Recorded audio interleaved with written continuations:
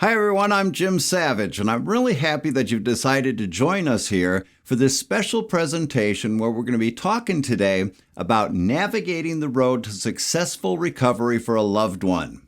And one of the reasons I'm really excited about this is because while I've been teaching this material for a long time, this is actually the first time I've ever packaged this up and presented it in a webinar format like this. And doing it this way means we have the opportunity to reach a lot more people, and that's something that's really important to me. Because I happen to believe that this topic is one of the most important social issues we can be talking about today, relative to the impact it can have on people whose lives are affected by addiction.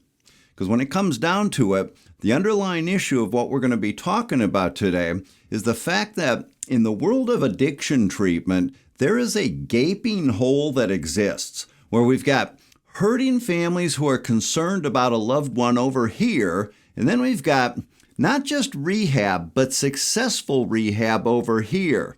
And the key word there is successful rehab. And the problem is, how do we get from here all the way over to here? Because getting halfway there isn't really all that hard. A lot of people go to rehab, but how do we make sure that that rehab's actually going to be successful?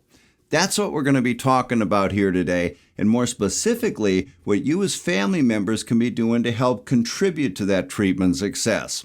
Because the main point we're going to be making here is that there's a heck of a lot more that families can be doing than most people realize. Things that are absolutely within your control and that can dramatically improve the chances for treatment success.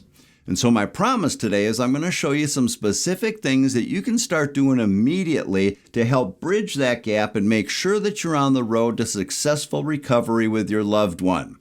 So if that sounds like something that could be of value to you, do me a favor and go ahead and type a 1 in the chat box right now. That'll let us know that you're out there, that this is feeling like it's the right place for you, and that we're ready to go ahead and dive into this.